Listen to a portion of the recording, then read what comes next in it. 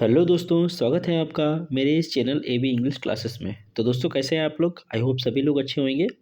और दोस्तों, आज मैं आपके लिए लेकर आया हूँ L T grade English literature का जो सेक्शन पोइट्री का है उससे रिलेटेड मैं लेकर आया हूँ। और दोस्तों, आज हम लोग डिस्कस करेंगे elegy written in a country churchyard by Thomas Gray. दोस्तों, बहुत ही इंपॉर्टेंट पोएम है, कई बार एग्जाम्स में पूछी गई है। जीआईसी का जो पिछली बार लेक्चरर का एग्ज़ाम हुआ था उसमें भी जो है इस पोएम से आया था, नेट में भी कई बार इस पोएम से पूछा जा चुका है। तो दोस्तों, वीडियो पर बने रहिएगा और इसमें बहुत सारे पॉइंट्स आपको नए मिलेंगे। सबसे पहले हम लोग जो है पॉइंट्स के बारे में बात करेंगे, इसके इंपॉर्टेंट फैक्ट्स जो पूछे जाते हैं, उसके बाद मैं इसकी क्विज कराऊंगा। ठीक है दोस्तों, तो शुरू करने से पहले मैं आपसे रिक्वेस्ट करना चाहता हूं कि अगर आप लोग मेरे चैनल पर नए हैं तो प्लीज़ मेरे चैनल को सब्सक्राइब करें, वीडियोज़ पर लाइक करें, कमेंट्स करें, शेयर करें। और दोस्तों, अगर आप लोगों ने अभी तक मेरे प्रीवियस वीडियो नहीं देखे हैं तो आप लोग प्लेलिस्ट में जाकर L T grade English literature का जो प्लेलिस्ट है उसमें जाकर सारे वीडियोस देख सकते हैं। आपको सारे वीडियोस मिल जाएंगे, साथ में प्रैक्टिस सेट भी मिलेगा। तो दोस्तों, शुरू करते हैं हम लोग अपना L G return country churchyard से रिलेटेड कुछ इंपॉर्टेंट पॉइंट्स। तो सबसे पहले दोस्तों हम लोग बात करेंगे पॉइंट्स की। तो पॉइंट्स में सबसे पहले बात होती है कि रिटन, ये जो पोएम है कब लिखी गई है दोस्तों? तो it is written in 1750 and was first published on 15 February in 1751। दोस्तों, ये जो पोएम है 1750 में लिखी गई है और कब पब्लिश हुई है? 15 फरवरी 15 फरवरी 1751 में।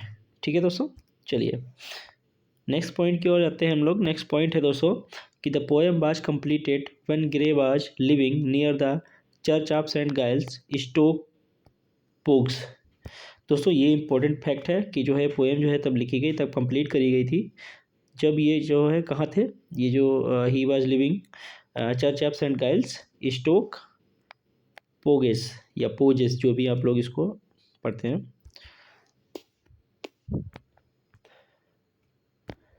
Originally titled stanza wrote in a country churchyard. दोस्तों, जब ये जो है इसके पब्लिकेशन से पहले जो है इन्होंने इस पोएम को टाइटल दिया था stanzas road in a country churchyard. ठीक है दोस्तों, यानी पब्लिकेशन से पहले।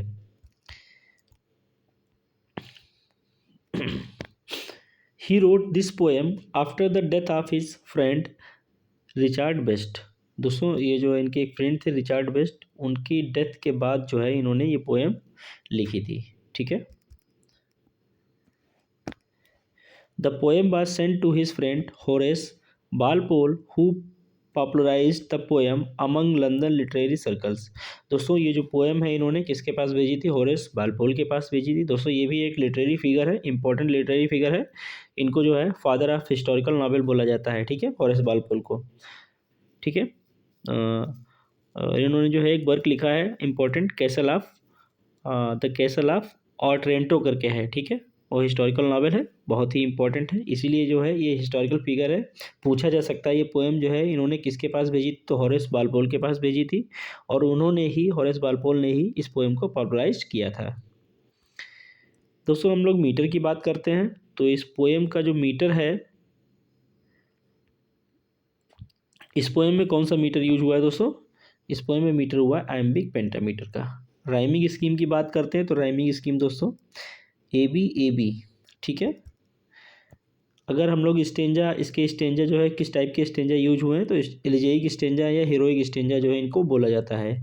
ठीक है, यानी 4 लाइन का स्टेंजा इन्होंने यूज किया है। ठीक है। टोटल स्टेंजा की बात करते हैं दोस्तों तो इसमें जो है 32 स्टेंजा है विद इपिटेफ, यानी कि जो है इपिटेफ को मिलाकर कुल टोटल स्टेंजा कितने हैं? 32। और इपिटेफ जो है दोस्तों वो कितने स्टेंजा का है? 3 स्टेंजा का, यानी कि 12 लाइन्स का जो है ये स्टेंजा है। और ठीक है दोस्तों, यानी इपिटेफ जो है वो 12 लाइन्स का है। टोटल लाइन्स की दोस्तों हम लोग बात करें तो टोटल लाइन्स इसमें कितनी है? 128 विद इपिटेफ ऑफ 12 लाइन्स, यानी कि अगर टोटल लाइन्स की बात करते हैं पोएम की, टोटल लाइन्स कितनी है? 128। और इपिटेफ को अगर छोड़ देते हैं तो इसमें से आप लोग 128 में से क्या कर लें? माइनस कर लें 12। ठीक है, तो ये हो जाती हैं 1116 लाइन्स। ठीक है, 116 लाइन्स हो जाती हैं इपिटेफ को छोड़कर। वैसे पूछा जाता है इपिटेफ के साथ में, तो टोटल लाइन जो है आपकी 128 है। ओपनिंग लाइन की दोस्तों हम लोग बात करेंगे तो ओपनिंग लाइन इसकी कौन सी है, the curfew tolls the knell of the parting day. ठीक है दोस्तों, और अगर लास्ट या क्लोजिंग लाइन की बात करते हैं तो क्लोजिंग लाइन है दोस्तों, the bosom of his father and his God. ठीक है दोस्तों, यानी कि जो है इपिटेप को मिलाकर ये लास्ट लाइन बनेगी दोस्तों। ठीक है, चलिए अब दोस्तों हम लोग करेंगे इसके थोड़े से एमसीक्यूज और उसके बाद हम लोग देखेंगे इस पोएम में क्या क्या है। ठीक है दोस्तों, तो शुरू करते हैं हम लोग अपने पहले क्वेश्चन से। तो दोस्तों हमारा पहला क्वेश्चन है द पोएम बिलोंग्स टू, ये जो पोएम है belongs to romantic age, neo classical age, Victorian age या मॉडर्न एज। सही आंसर दोस्तों आप लोग गेस करिए, सही आंसर इसका क्या होगा। तो दोस्तों ये जो पोएम है belongs to neo classical age, क्योंकि जो हमारे टॉमस ग्रे जो थे वो नियो क्लासिकल एज से रिलेटेड थे। ठीक है, तो नियो क्लासिकल एज से रिलेटेड ये पोएम है। ठीक है, चलते हैं अपने अगले क्वेश्चन की ओर। अगला क्वेश्चन है दोस्तों हमारा, the time described at the opening of the poem. ये जो टाइम है दोस्तों ओपनिंग लाइन में जो है, ओपनिंग स्टेंजा में, वो उसमें किस टाइम का जो है डिस्क्राइब किया गया है, किस टाइम को डिस्क्राइब किया, मॉर्निंग, आफ्टरनून, इवनिंग या मिडनाइट। सही आंसर दोस्तों आप लोग गेस करिए, सही आंसर इसका क्या होगा। तो दोस्तों सही आंसर है हमारा इवनिंग। ठीक है, अगला क्वेश्चन है दोस्तों हमारा, the ploughmen at the start of the poem. The ploughmen जो है दोस्तों क्या करता है स्टार्टिंग में, starts work, goes to market, returns home या सिंग्स। सही आंसर दोस्तों आप लोग गेस करिए, सही आंसर क्या होगा। तो सही आंसर है दोस्तों हमारा द प्लोमेन रिटर्न्स होम। ठीक है, उसके बाद अगला क्वेश्चन है दोस्तों हमारा, the poem was published in. दोस्तों ये पोएम जो है कब पब्लिश हुई थी, 1748, 1751, 1755 या 1760। सही आंसर दोस्तों आप लोग गेस करिए, सही आंसर इसका क्या होगा। तो दोस्तों सही आंसर है हमारा, ये जो पोएम है पब्लिश हुई थी 1751 में। ठीक है, चलते हैं अपने अगले क्वेश्चन की ओर। अगला क्वेश्चन है दोस्तों हमारा, the tone of the poem. इस पोएम की जो है टोन क्या है, सटायरिकल, रोमांटिक, सैडेंडेड या सॉम्बर एंड रिफ्लेक्टिव। सही आंसर दोस्तों आप लोग गेस करिए, सही आंसर इसका क्या होगा। तो इस पोएम की जो टोन है दोस्तों वो है सॉम्बर एंड रिफ्लेक्टिव। उसके बाद चलते हैं अगले क्वेश्चन की ओर। अगला क्वेश्चन है दोस्तों हमारा, अगला क्वेश्चन है, the ploughman homeward plods his weary way, which literary device is use. इस लाइन में जो है दोस्तों कौन सी लिटरेरी डिवाइस या कौन सा फिगर ऑफ स्पीच इसमें यूज हुआ है। तो कौन सा फिगर ऑफ स्पीच दोस्तों कई बार पूछा जा चुका है, तो आप लोग बताइए इसमें कौन सा फिगर ऑफ स्पीच यूज है दोस्तों। हाइपरबोल, एंटीथेसिस, पर्सोनिफिकेशन या ट्रांसफर एपिथेट। सही आंसर दोस्तों आप लोग गेस करिए, सही आंसर इसका क्या होगा। तो दोस्तों इसमें जो है हमारा ट्रांसफर एपिथेट यूज हुआ है। ठीक है दोस्तों, और अगर आप लोगों ने जो है 2014 से पहले पहले इंटर किया है तो हमारे सिलेबस में ये पोएम थी। ठीक है, तो दोस्तों ट्रांसफर एपिथेट के बारे में आप लोग जानते होंगे। ट्रांसफर एपिथेट क्या होता है, जब ह्यूमन क्वालिटीज़ को जो है नॉन लिविंग थिंग्स में क्वालिटीज़ दी जाती हैं एज एन एडजेक्टिव बनाकर। ठीक है, जैसे वेरी वे है तो वेरी थके हुए रास्ते नहीं हो सकते, थका हुआ होता है इंसान, ये ह्यूमन क्वालिटी है, दिया किसको है, नॉन लिविंग थिंग्स को। ठीक है, एज एन एडजेक्टिव। ठीक है, तो यहाँ पे क्या होता है हमारा ट्रांसफर एपिथेट। ठीक है, उसके बाद अगला क्वेश्चन है दोस्तों हमारा कि the poem ends with an epitaph, the epitaph is about. दोस्तों इस पोएम जो है एंड होती है एपिटेफ से, और वो एपिटेफ जो है किसके बारे में है, पुअर पीपल के बारे में, ए शेपर्ड के बारे में, द पोएट हिमसेल्फ के बारे में या पीजेंट के बारे में। सही आंसर दोस्तों आप लोग गेस करिए, सही आंसर इसका क्या होगा। तो दोस्तों जो एपिटेफ है उसमें जो है पोएम खुद के बारे में बताता है। ठीक है, चलिए चलते हैं अपने अगले क्वेश्चन की ओर। अगला क्वेश्चन है दोस्तों हमारा, विलेजर्स लैक्ड फेम बिकॉज। जो है विलेजर्स इस पोएम में जो हैं लेक्ड फेम बिकॉज, वो प्रसिद्ध नहीं हो पाए क्योंकि they were lazy, they had no opportunity, avoided the fame, uneducated. तो दोस्तों सही आंसर आप लोग गेस करिए, सही आंसर क्या होगा इसका। तो सही आंसर है दोस्तों, the villagers lacked fame because they had no opportunity. ठीक है, चलिए चलते हैं अपने अगले क्वेश्चन की ओर। अगला क्वेश्चन है दोस्तों हमारा, अगला क्वेश्चन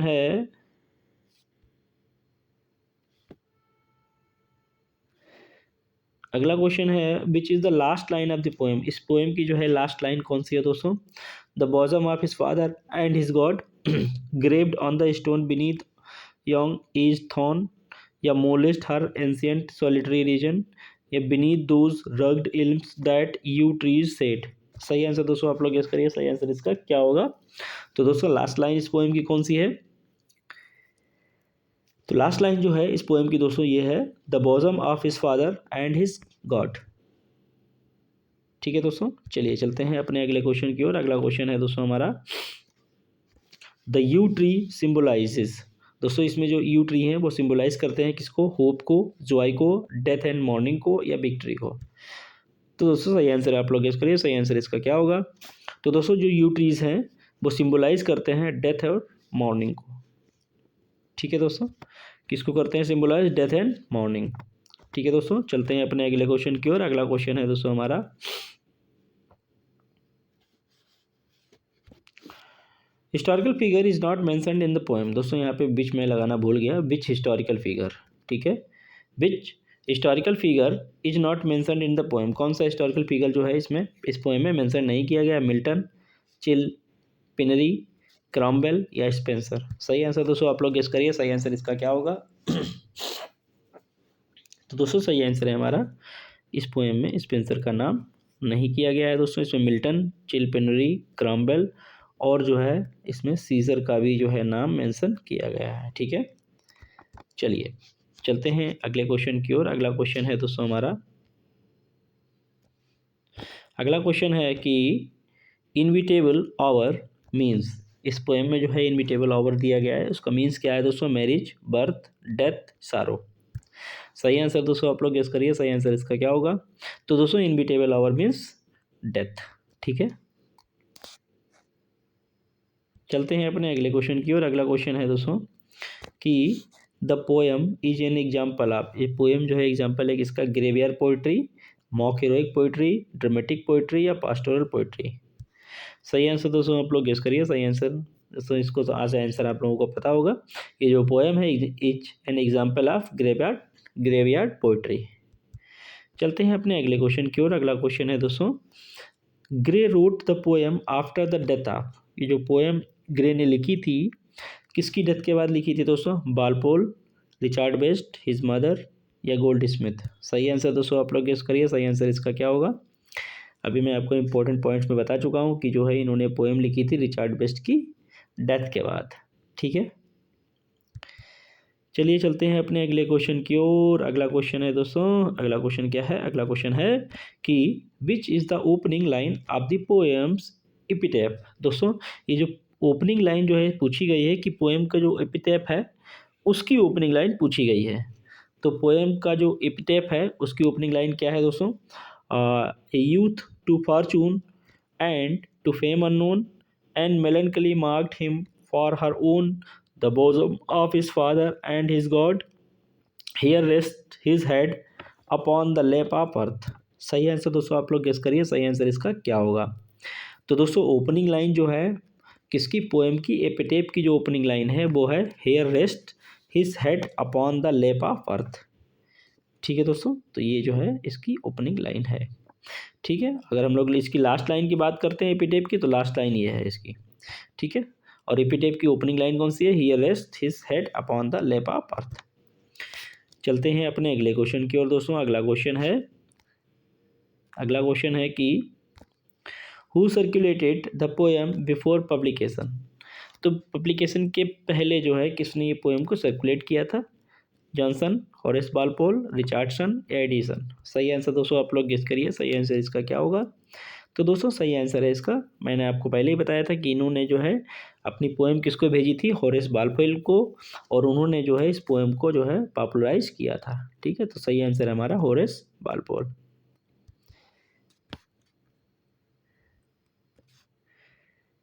दोस्तों मैं थोड़ा सा एक क्वेश्चन और पूछूंगा आपसे। हॉरेस वालपोल को जो है फादर ऑफ हिस्टोरिकल नावल बोला जाता है। ठीक है, sorry, father of Gothic novel बोला जाता है। तो गॉथिक नावल जो है इन्होंने कौन सा लिखा है, आप लोग कमेंट बॉक्स में ज़रूर बताइएगा। हॉरेस वॉलपोल ने एक गॉथिक नावल लिखा है, फेमस गॉथिक नावल कौन सा लिखा है आप लोग ज़रूर बताइएगा।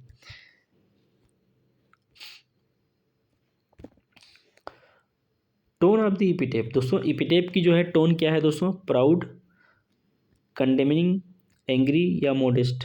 सही आंसर दोस्तों आप लोग गेस करिए, सही आंसर इसका क्या होगा।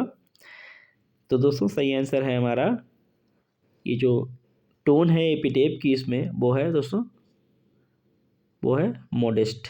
ठीक है, चलिए चलते हैं अपने अगले क्वेश्चन की ओर। अगला क्वेश्चन है दोस्तों कि which is the opening line of the poem. इस पोएम की जो है ओपनिंग लाइन दोस्तों कौन सी है, कौन सी ओपनिंग लाइन है कि let not ambition mock their useful toil, the boast of heraldry, the pomp of power, या the curfew tolls the knell of the parting day, here rests his head upon the lap of earth. तो दोस्तों सही answer आप लोग guess करिए, सही answer इसका क्या होगा। तो दोस्तों सही आंसर है हमारा, इस पोएम की जो ओपनिंग लाइन है वो है the curfew tolls the knell of the parting day. ठीक है दोस्तों, ये जो है इसकी एपिटेप की लाइन है, एपिटेप की here rests his head upon the lap of earth. ठीक है, चलिए तो सही आंसर है दोस्तों हमारा C, the curfew tolls the knell of the parting day, opening line of the poem. चलिए चलते हैं अपने अगले क्वेश्चन की ओर। अगला क्वेश्चन है दोस्तों हमारा, अगला क्वेश्चन है the noiseless tenor of their way refers to. ये जो लाइन दी गई है the noiseless tenor of their way refers to hidden crimes, secret achievements, rituals, या क्वाइट एंड पीसफुल लाइफ्स। सही आंसर दोस्तों आप लोग गेस करिए, सही आंसर इसका क्या होगा। तो दोस्तों सही आंसर है इसका the noiseless tenor of their way means quiet and peaceful lifes. ठीक है दोस्तों, चलिए चलते हैं अपने अगले क्वेश्चन की ओर। अगला क्वेश्चन है दोस्तों हमारा, the villagers in the poem are compare to. इस पोएम में जो विलेजर्स हैं दोस्तों उनकी कंपेरिजन किससे की गई है, gems, flowers, birds, both A and B. सही आंसर दोस्तों आप लोग गेस करिए, सही आंसर इसका क्या होगा। तो दोस्तों सही आंसर है हमारा, जो विलेजर्स हैं इस पोएम में उनकी कंपेरिजन की गई है जम्स और फ्लावर्स से, मीन्स जो है बोथ ए एंड बी। सही आंसर है हमारा बोथ ए एंड बी। चलिए चलते हैं अपने अगले क्वेश्चन की ओर। अगला क्वेश्चन है दोस्तों हमारा, अगला क्वेश्चन है the poem blends satire and realism, classicism and romanticism, drama and lyric, comedy and tragedy. सही आंसर दोस्तों आप लोग गेस करिए, सही आंसर क्या होगा इसका। तो दोस्तों सही आंसर है the poem blends classicism and romanticism. चलते हैं अपने अगले क्वेश्चन की ओर। अगला क्वेश्चन है दोस्तों हमारा, अगला क्वेश्चन है how many total stanzas are there in the poem without epitaph. How many total stanza are there. दोस्तों यहाँ पे मैं देयर लिखना भूल गया हूँ, तो इसके लिए सॉरी। तो how many total stanza are there in the poem without epitaph. दोस्तों बिना एपिटेप के जो है इस पोएम में टोटल कितने स्टेंजा हैं विदाउट एपिटेप। तो दोस्तों कितने स्टेंजा हैं आप लोग गेस करिए, 32, 30, 29 या 28। सही आंसर दोस्तों आप लोग गेस करिए, सही आंसर इसका क्या होगा।